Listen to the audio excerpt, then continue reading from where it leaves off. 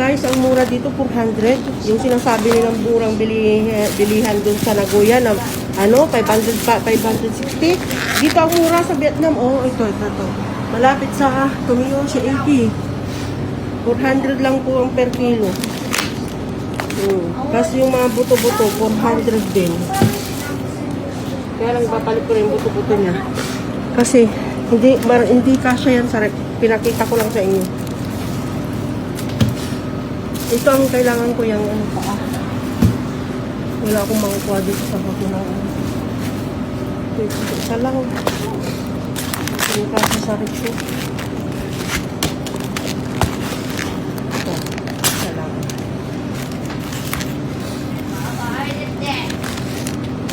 Ilan ba yung paa niya? 1, 2, 3, 4. 1, 2, 3. Ay, isa talaga.